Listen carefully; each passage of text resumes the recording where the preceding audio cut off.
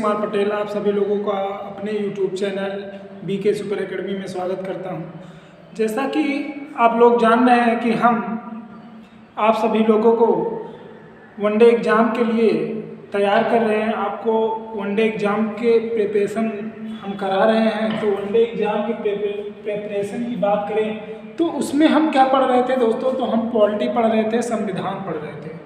अब पॉलिटी और संविधान में जो चीज़ें इम्पॉर्टेंट हैं, जो बार बार जहाँ से क्वेश्चन पूछे जाते हैं, उन चीज़ों के बारे में हम पढ़ रहे थे, उन टॉपिक को हम कवर कर रहे थे।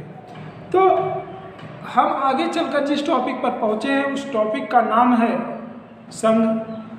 ये हमारे संविधान की बात करें तो हमारे संविधान में कुल कितने भाग हैं दोस्तों? तो 22 भाग हैं। कितने भाग हैं? 22 भाग हैं। कितनी अनुसूची हैं? 12 अनुसूची हैं। कितने अनुसूची हैं? 12 अनुसूची हैं। और कितने अनुच्छेद हैं? तो कुल 395 अनुच्छेद हमारे संविधान में हैं। हमारे भारतीय संविधान में कुल कितने अनुच्छेद हैं? 395 अनुच्छेद हैं। हम पढ़ रहे थे भाग 5। भाग 5 की बात करें तो भाग 5 में जिन चीज़ों का वर्णन है उसे संघ के नाम से जाना जाता है। इसमें कई चीज़ें आती हैं। संघ की कार्यपालिका के बारे में हम पढ़ते हैं। संघ का संसद क्या होगा, पार्लियामेंट क्या होगा, उसके बारे में हम पढ़ते हैं। बात करें राष्ट्रपति की विधायी शक्ति क्या होगी, इसके बारे में हम पढ़ते हैं। और आता है संघ की न्यायपालिका क्या होगी, इसके बारे में पढ़ते हैं। और CAG क्या है, भारत का नियंत्रक एवं महालेखा परीक्षक, इसके बारे में हम इसमें पढ़ते हैं। ये सभी चीज़ें बड़े ही इम्पॉर्टेंट है और यहाँ से एग्जाम में, वनडे एग्जाम में बार बार क्वेश्चन पूछे जाते हैं। तो उन अनुच्छेद को हमको कवर करना है जो कि एग्जाम में बार बार पूछे जाते हैं। और वही इम्पॉर्टेंट जो अनुच्छेद हैं वही हमें क्या करते हैं, नंबर दिलवाते हैं। तो उन्हीं चीज़ों के बारे में हम पढ़ेंगे। तो हम बात कर रहे हैं संविधान के जो हमारे 22 भाग हैं, उसमें से जो 5वां भाग है वो कौन सा है? संघ है, यूनियन है। संघ और यूनियन की बात करोगे तो ये अनुच्छेद 100 जो है 52 से लेके अनुच्छेद 151 तक जो है ये हमारे संघ के बारे में वर्णन है। अनुच्छेद जो 395 अनुच्छेद है उसमें अनुच्छेद 52 से लेके अनुच्छेद जो 151 है, उस अनुच्छेद के बीच किस चीज़ के बारे में हम पढ़ेंगे? तो संघ के बारे में पढ़ेंगे, यूनियन के बारे में पढ़ेंगे। अब यूनियन की अगर हम बात करते हैं तो यूनियन को 5 भागों में बांटा जाता है, 5 चैप्टर में डिवाइड किया जाता है यूनियन को। इस संघ को 5 चैप्टर में डिवाइड किया जाता है और 5 चैप्टर ये इस प्रकार हैं कि पहले चैप्टर की बात करें तो ये जो अनुच्छेद 52 से लेके 151 है, इनमें से अनुच्छेद 52 से लेके जो अनुच्छेद 78 है, अनुच्छेद 52 से लेके जो अनुच्छेद 78 है, ये क्या बताता है दोस्तों? तो ये जो है ये बताता है कि जो कार्यपालिका होगी हमारे संविधान की, संघ की जो कार्यपालिका होगी उसके बारे में जो वर्णन है ये 52 से लेके 78 के बीच है। उसके बाद 79 से लेके 122 जो अनुच्छेद है ये संसद, पार्लियामेंट के बारे में बताता है, पार्लियामेंट को डिफाइन करता है। और बात करें अनुच्छेद 123 तो सिर्फ अनुच्छेद 123 ही है जो राष्ट्रपति की विधायी शक्ति को बारे में बताता है। इसे अध्यादेश जारी करने की शक्ति भी कहते हैं कि राष्ट्रपति अचानक से कोई भी कानून बना सकता है, कोई भी अध्यादेश जारी कर सकता है। अनुच्छेद 124 से लेके 147 की बात करते हैं तो अनुच्छेद 124 से लेके 147 जो है ये संघ के न्यायपालिका की बात करता है। ये संघ के न्यायपालिका की बात करता है। जो हमारी जुडिशरी है यूनियन की, जो सर्वोच्च न्यायालय है, उसके बारे में हम यहाँ पढ़ते हैं। बात करते हैं CAG controller and auditor general of India, Bharat का नियंत्रक एवं महालेखा परीक्षक कौन होगा? तो अनुच्छेद 151 से लेके अनुच्छेद 148 से लेके 152 के बीच इसका वर्णन है। क्योंकि 124 से लेकर 147 संघ की न्यायपालिका हो गई और 148 से लेकर 152 जो है CAG है, controller and auditor general of India. इन सब चीज़ों के बारे में दोस्त हम पढ़ेंगे और एक अनुच्छेद को अच्छे से पढ़ेंगे कि दोबारा हमें कहीं भी पढ़ने की जरूरत ना पड़े। ठीक है, तो हम बात करते हैं तो जो 123वां अनुच्छेद है ये अध्यादेश जारी करने का अनुच्छेद है। ये राष्ट्रपति की विधायी शक्ति के नाम से जाना जाता है। अब आते हैं हम संसद के बारे में हमको पढ़ना है, क्योंकि हम कार्यपालिका की बात करें तो कार्यपालिका के बारे में हम पहले पढ़ चुके हैं। अगले क्लास में हम कार्यपालिका को अनुच्छेद 52 से लेके अनुच्छेद 78 तक की जो चीज़ें हैं अच्छे से पढ़ चुके हैं। जो स्टूडेंट इन चीज़ों को नहीं पढ़े होंगे हमारे यूट्यूब चैनल पर, वो इसका पिछला वीडियो जो कार्यपालिका का है वो वीडियो जाके आप देखेंगे, वहाँ से सारे आपके डाउट जो हैं क्लियर हो जाएंगे। हम बात करते हैं संसद पार्लियामेंट की। तो संसद के अनुच्छेद की बात करें तो 79 से लेके 122 के अनुच्छेद हैं। इनमें से हम एक अनुच्छेद को ना पढ़ के जो इम्पोर्टेंट अनुच्छेद है जहाँ से एग्जाम में क्वेश्चन पूछे जाते हैं उनके बारे में पढ़ेंगे। तो देखिए अनुच्छेद 79 की बात करते हैं तो इसको हम सरला हमको याद करना हो तो एग्जाम में आपको अलग टीचर जो याद कराते हैं इसे सरला के नाम से याद करते हैं। सरला का मतलब हो गया सा से हो गया संसद, रा से हो गया राज्यसभा, ला से हो गया लोकसभा। लेकिन हमको टिक याद करने की जो है ज़रूरत नहीं पड़ेगी अगर हम किसी भी चीज़ को कई बार पढ़ेंगे, हमको ऑटोमेटिक वो चीज़ें याद हो जाएंगी। जैसे अनुच्छेद 79 की बात करें तो अनुच्छेद 79 में बताया गया कि संसद क्या होगा, संसद के पद की बात कही गई है, संसद का गठन कैसे होगा, ये सब चीज़ें कहाँ बताई गई हैं। तो भारत के संविधान में संघ के अंतर्गत एक संसद होगा, एक पार्लियामेंट होगा, ये कहाँ लिखा गया तो ये अनुच्छेद 79 में बताया गया है। कहाँ बताया गया दोस्तों? अनुच्छेद 79 में बताया गया है। अनुच्छेद 80 की बात करोगे तो अनुच्छेद 80 में बताया गया है राज्यसभा के संरचना के बारे में बताया गया। क्या बताया गया है तो कि राज्यसभा की संरचना कैसे होगी, structure of Rajya Sabha, structure of Lok Sabha, Lok Sabha की संरचना, राज्यसभा की संरचना। तो राज्यसभा की जो संरचना है, राज्यसभा का जो स्ट्रक्चर है वो अनुच्छेद 80 में है, लोकसभा का जो स्ट्रक्चर है वो अनुच्छेद 81 में है। तो ये 3 अनुच्छेद जो हैं ये बड़े ही इंपॉर्टेंट हैं, यहाँ से एग्जाम में बार बार क्वेश्चन आते हैं। तो संसद की बात करोगे तो अनुच्छेद 79 आता है, राज्यसभा की बात करोगे, राज्यसभा के गठन की बात करोगे तो ये कहाँ है, अनुच्छेद 80 में है। लोकसभा के गठन की बात करोगे तो अनुच्छेद 81 में है। उसके बाद आता है अनुच्छेद 82। अनुच्छेद 82 में कहा गया कि प्रत्येक जनगणना के पश्चात पुनः संयोजन होगा। प्रत्येक जनगणना जब होगी तो आवश्यकता पड़ने पर सदस्यों की संख्या बढ़ाई जाएगी या घटाई जाएगी, ये कहा जा रहा है कि यहाँ पश्चात पुनः समायोजन किया जाएगा। अनुच्छेद 83 में क्या है, ये उतना इम्पोर्टेंट नहीं है। अनुच्छेद 83 की बात करोगे तो संसद के सदनों की अवधि, ये जो संसद है, ये जो पार्लियामेंट है, इसके सदन की अवधि क्या होगी, तो संसद के सदन की अवधि की बात करोगे दोस्तों तो ये जो हमारा राज्यसभा है इसकी अवधि की बात करोगे तो इसका तो विघटन होता नहीं, ये लाइफ टाइम चलता रहता है। तो इसके अवधि की बात करोगे तो ये संसद के सदन की अवधि ना होकर बात करें तो ये जो संसद का सदन है इसके अवधि की हम बात कर रहे हैं। तो यहाँ पे जो सदस्य नियुक्त होते हैं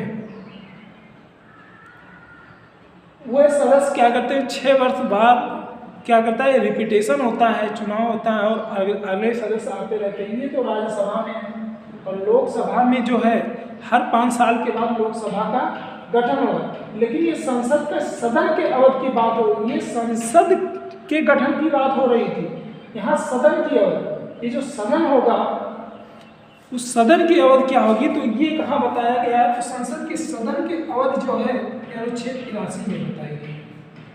संसद के सदस्यों की अर्हता क्या होगी, किस आधार पर संसद के सदस्य चुने जाएंगे, किस आधार पर, मतलब उनके पास कौन कौन सी अर्हताएं होनी चाहिए तो वो संसद का सदस्य बन सकता है। तो ये अनुच्छेद 84 में बताया गया कि संसद के सदस्य की अर्हताएं क्या होंगी।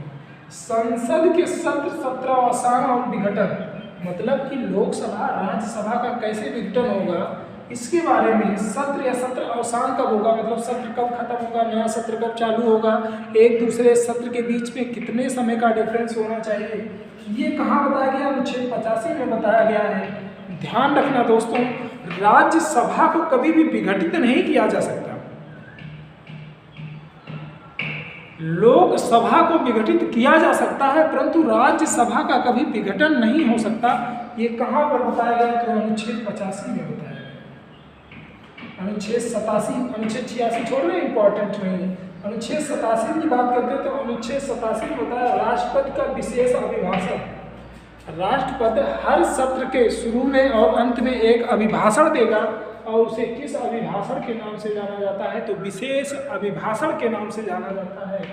तो राष्ट्रपति विशेष अभिभाषण की बात करते हैं तो अनुच्छेद 87 में। दोस्तों ये अनुच्छेद इतने इम्पोर्टेंट नहीं है जितने कि ये 3 अनुच्छेद हैं। आप इन 3 अनुच्छेद को ध्यान रखिए, बाकी अनुच्छेद अगर आपको याद नहीं रहे तो कोई बात नहीं। आइए इधर अनुच्छेद 89 इम्पॉर्टेंट है। अनुच्छेद 89 में बताया गया है कि राज्यसभा के सभापति और उपसभापति होंगे, मतलब जो राज्यसभा होगा उसमें एक सभापति होगा और एक उपसभापति होगा। ये कहाँ पर बताया गया, तो अनुच्छेद 89 में बताया, 89 में बताया गया है। 93 की बात करते हैं तो 93 में लोकसभा का एक अध्यक्ष होगा और एक उपाध्यक्ष होगा। ये कहाँ बताया गया है, तो लोकसभा का एक अध्यक्ष होगा और एक उपाध्यक्ष होगा। ये 93 आर्टिकल्स में बताया गया है। किस आर्टिकल में बताया गया, तो 93 आर्टिकल में, अनुच्छेद 93 में बताया गया। अनुच्छेद 93 में बताया गया कि लोकसभा का एक अध्यक्ष होगा और एक उपाध्यक्ष होगा। और 89 वाले अनुच्छेद की बात कर रहे हैं कि 89वें अनुच्छेद में, 89 वाले अनुच्छेद की बात कर रहे हैं, आर्टिकल्स की बात कर रहे हैं, तो उसमें राज्यसभा का एक सभापति होगा और एक उपसभापति होगा। इसके बारे में बताया गया है अनुच्छेद 89 और अनुच्छेद 93। अनुच्छेद 89 में राज्यसभा के सभापति और उपसभापति की बात की गई है और अनुच्छेद 93 में लोकसभा के अध्यक्ष और उपाध्यक्ष की बात की गई है। और वहीं पर अनुच्छेद 97 आता है, अनुच्छेद आर्टिकल्स 97 आता है। आर्टिकल 97 में बताया गया है कि सभापति और उपसभापति तथा अध्यक्ष एवं उपाध्यक्ष के वेतन और भत्ते कितने होंगे और किस अनुसार से उनके वेतन भत्ते मिलेंगे, ये कहाँ पर लिखा गया है, तो ये अनुच्छेद 97 में लिखा गया है कि सभापति और उपसभापति, अध्यक्ष और उपाध्यक्ष के वेतन भत्ते कैसे डिसाइड होंगे और कितने होंगे, ये कहाँ पर है, तो ये अनुच्छेद 97 है। ये तीनों अनुच्छेद आपको इम्पॉर्टेंट है, इसको याद रखना है कि 89 में बताया गया कि राज्यसभा के सभापति और उपसभापति के बारे में बात करते हैं। 93 में लोकसभा के अध्यक्ष और उपाध्यक्ष की बात करते हैं और इन दोनों की सैलरी की बात करते हैं और वेतन अर्थात भत्ते की बात करते हैं। तो 97 में, 89, 93 और 97 ये तीनों इम्पॉर्टेंट है, इसको याद रखिएगा दोस्तों। 3 इधर और 3 इधर। बात करते हैं 98 अनुच्छेद की। तो 98 अनुच्छेद में क्या बताएगा, तो संसद का सचिवालय कहाँ होगा, क्या होगा, संसद का सचिवालय कहाँ पर होगा, तो ये 98 अनुच्छेद में बताएगा। बस इतना ही याद रखना है कि संसद के सचिवालय की बात कहाँ की गई, एग्जाम में इतना ही पूछा जाता है, तो इतना ही आपको याद रखना है। बात कर रहे हैं अनुच्छेद 99 में, 98 के बाद 99, 98 के बाद 99 आता है। 99 वाले आर्टिकल में बताया गया कि संसद के सदस्यों का शपथ और प्रतिज्ञा, संसद के जो सदस्य होंगे अर्थात राज्यसभा और लोकसभा के जो सदस्य होंगे उनका शपथ कैसे होगा, उनका प्रतिज्ञान कैसे होगा और किस अनुच्छेद के अंतर्गत उनका प्रतिज्ञान होगा, उनका शपथ होगा, तो अनुच्छेद 99 में बताया गया दोस्तों। अनुच्छेद 98 में उनके सचिवालय की बात की गई कि सचिवालय क्या होगा। 99 में बताया गया कि उनका शपथ और प्रतिज्ञान कैसा होगा और 100 में क्या बताया गया, तो सदनों की गणपूर्ति की बात की गई है कि राज्यसभा और लोकसभा दोनों के सदनों की गणपूर्ति कैसे होगी, तो ये कहाँ पर है, तो अनुच्छेद 100। ये 3 अनुच्छेद भी इम्पोर्टेंट है। 98 में सचिवालय है, 99 में संसद के सदस्यों के शपथ और प्रतिज्ञान है, और 100 में सदनों की गणपूर्ति। ये याद रखिएगा, 100 अनुच्छेद सदनों के गणपूर्ति की बात करता है। अब आ जाइए 3-4 अनुच्छेद इधर इंपॉर्टेंट है, इसको अच्छे से समझ लेते हैं। ये बड़े ही इंपॉर्टेंट अनुच्छेद हैं, ये जो हमारे पास बचे हुए अनुच्छेद हैं 108, 110, 112, 114, 117 और 120, ये बड़े ही इंपॉर्टेंट अनुच्छेद हैं। इस पे गौर करिएगा दोस्तों। बात कर रहे हैं कि 108वें अनुच्छेद की जो बात है, तो इसमें संयुक्त बैठक ज्वाइंट सेशन की बात कही। कभी भी राष्ट्रपति लोकसभा और राज्यसभा का ज्वाइंट सेशन संयुक्त बैठक बुला सकता है। कौन बुलाएगा? राष्ट्रपति बुला सकता है। कभी भी क्या कर सकता है? राष्ट्रपति लोकसभा और राज्यसभा का संयुक्त बैठक या अर्थात ज्वाइंट सेशन बुला सकता है। अनुच्छेद 110 की बात करोगे तो अनुच्छेद 110 में धन विधेयक की बात की गई कि धन विधेयक के परिभाषा को कहाँ डिफाइन किया गया है। तो धन विधेयक के परिभाषा का कहाँ पर डिफाइन किया गया है? तो 110वें अनुच्छेद में बताया गया है कि एक धन विधेयक होगा, और उसकी परिभाषा कहाँ पर लिखी गई है? तो अनुच्छेद 110 में लिखी गई है। अनुच्छेद 112 की बात करोगे तो अनुच्छेद 112 में बताया कि वार्षिक वित्तीय विवरण, बजट सेशन का नाम हम सुनते हैं, बजट सत्र आता है हर वर्ष। अभी फरवरी माह में बजट सत्र चल रहा था। तो बजट क्या होता है? तो बजट के वर्ड की बात करोगे तो बजट जो है ये हमारे संविधान में कहीं भी मेंशन नहीं है। बजट शब्द हमारे संविधान में कहीं भी लिखा नहीं गया है। इसी अनुच्छेद 112 में बजट के स्थान पे वार्षिक वित्तीय विवरण शब्द आया है, और उसी को हम बजट के नाम से जानते हैं। ये अनुच्छेद 112 में वार्षिक वित्तीय विवरण की बात की गई है, और उसी को हम किस नाम से जानते हैं? तो उसी को बजट के नाम से जानते हैं।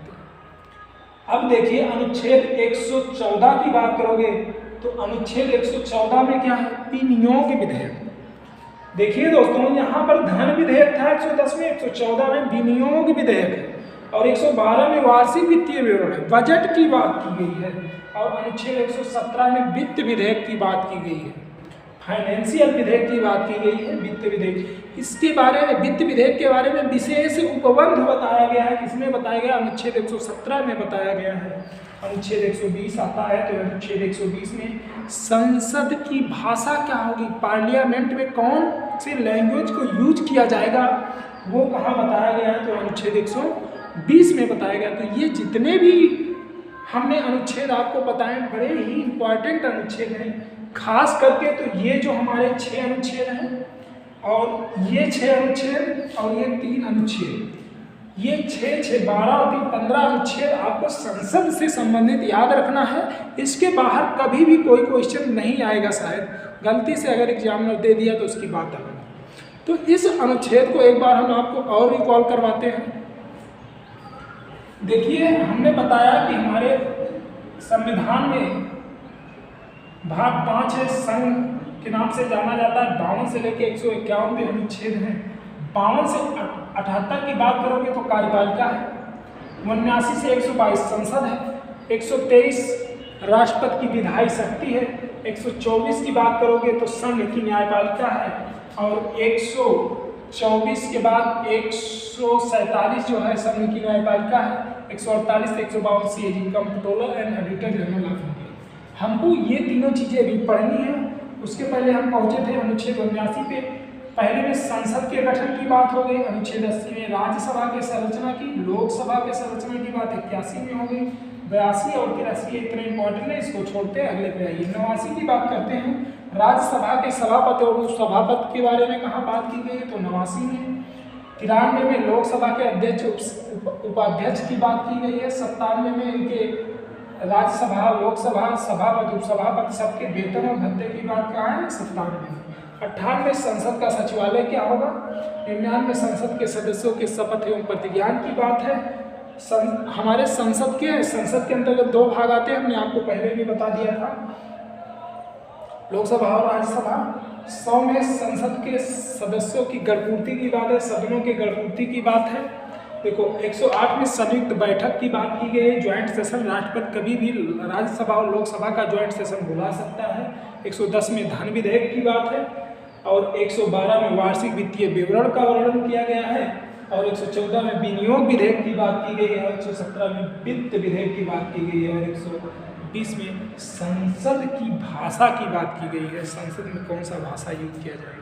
दोस्तों इसको आइए हम एक बार और देखते हैं। ये जो हमारे हैं संयुक्त बैठक की बात कर रहे हैं, धन विधेयक की बात करें, वार्षिक वित्तीय विवरण, विनियोग और वित्त विधेयक और संसद की। दोस्तों हमको लगता है कि हमने अभी जो आपको संघ के बारे में संसद से संबंधित चीज़ें पढ़ाई, आपको बहुत अच्छे से समझ में आई होगी।